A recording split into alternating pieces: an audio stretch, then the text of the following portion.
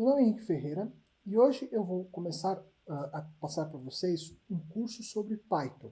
É um curso introdutório e que foi separado em dois módulos. No módulo 1 nós vamos abordar as partes mais básicas, as ideias mais básicas da lógica de programação, e no módulo 2 a gente vai entrar em detalhes de aplicações, explorando algumas bibliotecas práticas, visualização, geração de gráficos e manipulação de arquivos.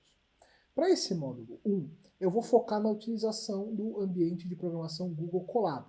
O Google Colab é uma plataforma gratuita, onde a gente só precisa ter um Gmail para utilizar. Neste ambiente, a gente vai programar usando um notebook. Então, neste vídeo 0, eu quero mostrar para vocês como acessar o Google Colab e utilizar esse notebook, esse ambiente de programação. No segundo módulo, nós vamos abordar questões sobre instalações locais do Python. Então, se você quiser rodar o Python localmente na sua máquina, como fazer isso, e falar um pouquinho sobre variáveis de ambiente. Mas para esse primeiro módulo de introdução à lógica de programação, nós vamos focar na utilização, então, desta plataforma Google Colab. Então, vamos lá. Ok, então a ideia de usar o Google Colab é você poder vir e clicar aqui e ele vai abrir o código para a gente. Se você não estiver com acesso ao GitHub, você pode simplesmente escrever aqui no Google Colab e aí você vai abrir esse primeiro link, Welcome to Colab. Como eu já estou logado no meu Gmail, ele abriu essa tela. Perceba aqui, né? Então, minha fotinha aqui significa que eu já estou logado no Gmail e ele já permite que eu veja aqui alguns códigos, né? Então, se você for pela primeira vez, você vai ter que logar aqui, clicando aqui, né, para logar. Como eu já estou logado, eu já posso vir aqui e criar um novo notebook. Então, novo notebook no Drive, ele vai me abrir aqui um ambiente que vai permitir que eu escreva um código em Python, certo? Então, aqui em cima nós temos o nome do arquivo, então esse é o Untitled 36, eu vou dar um outro nome, né? Então, exemplo 0, inct, im, MI, né? Informatics, tá? Ou IM, né? Informática de materiais também. E aí o que eu posso fazer aqui é o seguinte, né? Vamos lá. IPYNB é o nome do meu arquivo, ou a extensão do meu arquivo, né? Então, .py, .py é uma extensão Python puro, e IPYNB é um arquivo Jupyter Notebook. Henrique, onde esse Jupyter está? Esse Jupyter está salvo no seu Drive, olha o símbolo do Drive aqui. Então, a partir do momento que você cria o Colab, lá no seu Drive abre uma pasta escrito Google Colab, e todos os scripts executados vão estar lá, salvos naquele ambiente. Além disso, nós temos aqui ó, o conectar. Esse conectar, vou clicar aqui, vai conectar esse meu ambiente aqui. Ele está dizendo que eu tenho muitas sessões. Vou vir aqui, vou encerrar as outras sessões. Ok, vamos lá, pode encerrar todas as sessões. Vamos fechar. Vamos conectar novamente. Então agora ele vai conectar, ok? Está conectando ao back-end do Google. Então o que ele está fazendo? Ele está instanciando lá no data center do Google uma máquina virtual que eu vou ter acesso a essa máquina virtual. Então o Google está disponibilizando para mim uma máquina virtual com 12 GB de RAM e 100 GB de HD. Tá? E essa máquina virtual vai executar Python, já vem com bibliotecas prontas para executar Python. Se eu quiser dar uma olhada nessa máquina virtual, eu venho aqui em arquivos e eu vou ter acesso então ao diretório de arquivos dessa máquina. Então a raiz aqui do diretório de arquivos. Né? Eu posso mexer nos arquivos dessa máquina. Todos os arquivos dessa máquina virtual são temporários, então o que tiver aqui vai ser apagado no final da sessão. Tá? Você também poderia acessar o terminal diretamente. Acontece que para acessar o terminal diretamente ele pede para você ter uma conta Pro. Eu estou usando uma conta gratuita, então não vou ter acesso ao terminal. Tá? Ok. Então essa é a parte de arquivos e de terminal. Vou minimizar aqui essa parte.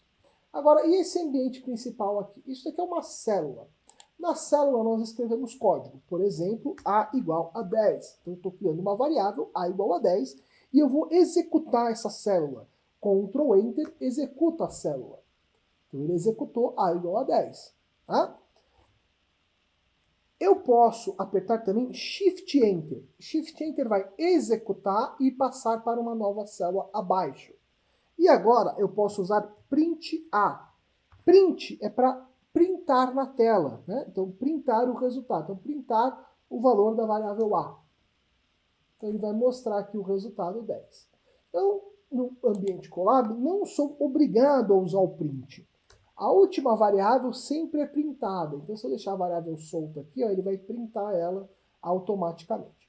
Então, aqui eu tenho 1, 2, 3 células com código, uma célula vazia, tá? E eu posso executar essas células quantas vezes eu quiser, clicando aqui no Play, ou apertando Ctrl Enter, ou apertando Shift Enter. Tá? Henrique, as células são separadas logicamente? Não. Então perceba, eu criei a variável na primeira e printei na segunda. Então o que foi criado mantém. Então elas têm acesso a todos os códigos. Então é um ponto de vista global o acesso às variáveis aqui. Elas não são sozinhas.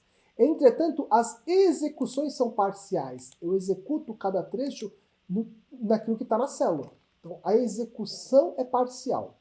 Uma coisa importante que sempre causa dúvida na utilização do notebook é a ordem de execução. Perceba que tem um 8, um 9 e aqui embaixo, né, se eu tirar o cursor aqui vai aparecer o 10. O que é isso? Então é o número de execução dessa célula. Se eu executar essa célula de novo aqui, ó, vou executar ela mais uma vez, ela vai então agora para 11, porque é a 11ª vez que essa célula é executada. Tá? A ordem de execução é importante. Tá? Vamos dizer que eu venho aqui e eu tente fazer isso daqui, ó. Print B. Estou tentando printar uma variável B. Ele vai gerar um erro. Por que ele vai gerar um erro? Então ele está tentando printar a variável B aqui e ele vai gerar um erro, porque B não foi, né, nomeado. B, ó, não foi definido aqui, ó, não tem nada para B. Né? Então eu preciso criar B.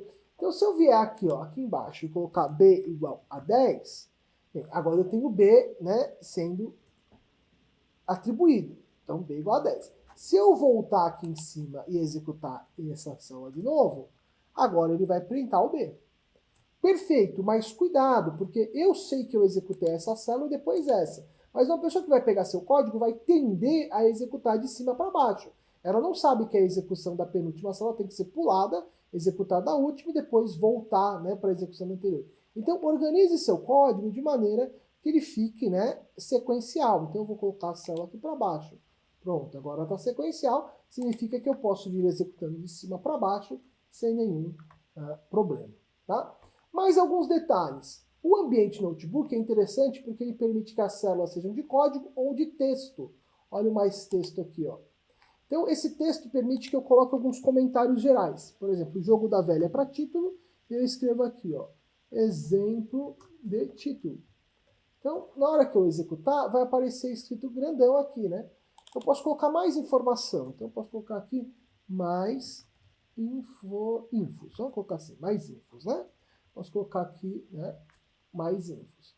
Posso colocar, inclusive, né, agora a gente que gosta de física, né, látex, né? Então, eu posso colocar aqui alguns comandos em até, então, por exemplo, uma fração aqui, né? Vamos colocar assim, n elevado, né? Então, vamos fazer uma coisa aqui, né? A2 dividido por 2, né?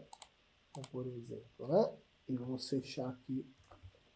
Então, ele vai executar e colocar isso. Então, posso colocar comentários bastante sofisticados no meu código e eu posso ordenar esses comentários também, né? Em determinadas regiões. Então, isso permite que o notebook seja muito versátil para você ensinar e documentar e comunicar achados, comunicar informações, né? Ele permite que esses comentários fiquem bastante proveitosos. Claro que a gente também pode colocar comentários em Python no próprio código, usando o jogo da velha natural, aqui é um comentário no próprio Python. Tá? Para encerrar essa parte aqui do ambiente, a gente pode ver a questão de arquivos, onde eu posso fazer o download desse meu Jupyter, tanto no formato YB quanto PY. Lembre-se, mesmo que você não faça o download, ele já está salvo no seu Google Drive, então você sempre vai poder acessar ele aqui, né? Vindo aqui em abrir notebook, ele vai mostrar todos os caras que estão no seu Drive aqui, né? Aqui no Google Drive vai mostrar vários caras que estão no seu Drive. Se você vier em GitHub, você também pode colocar um GitHub de alguma organização, algum link de GitHub, e ele vai mostrar os arquivos que você pode abrir aqui no Google Colab. Tá? Com isso você pode salvar os scripts que você fizer e exportar eles no formato de Python. Uma dica interessante para você que está começando a programar e quer utilizar IA generativa, o Google Colab ele tem essa opção aqui de gerar código. Isso permite que você interaja com o Gemini do Google para que ele gere código para você. Então eu vou dizer aqui, ó, quero que você... então, quero um código em Python para calcular a raiz quadrada de um número negativo. Tá? Também é uma coisa bem sofisticada. Vou dar um Enter e vamos ver o que ele vai fazer. Ó, ele está falando assim, ó, que ele precisa usar um CMF aqui, né? Aí ele vai falar que, vamos ver o que vai acontecer. Vamos executar esse código dele aqui, ó. Ó, a raiz quadrada de menos 9 é 3J. Ele está usando uma biblioteca, a gente vai falar disso mais para frente, está definindo uma função e aí está executando as operações. Henrique, nunca vi código em Python, isso daqui é grego. Não se preocupe, a gente vai entender o código nos próximos vídeos. Aqui eu só quero mostrar para vocês que o assistente de código do Google Colab pode ser utilizado durante, né, no próprio ambiente. Ele está interno ao próprio ambiente, você pode usar ele para gerar código e utilizando o código. Claro, gere código com parcimônia, ele pode cometer erros, ele comete erro na maioria das vezes, mas isso te permite aí avançar rapidamente, né? Ganhar certa aderência aí durante o código.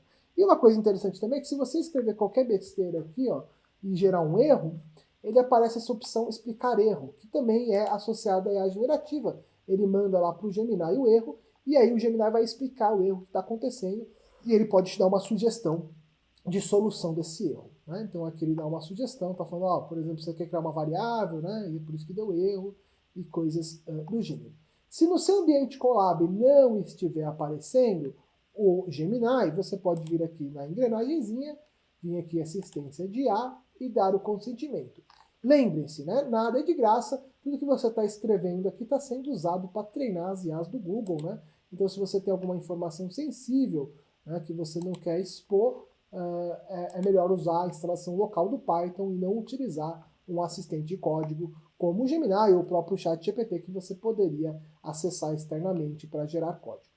Então, com isso a gente tem uma visão geral de qual é o ambiente de programação e nos próximos vídeos a gente vai entender o que são as variáveis em Python, o que são as estruturas condicionais, estruturas de repetição, funções e um pouquinho sobre programação orientada a objetos.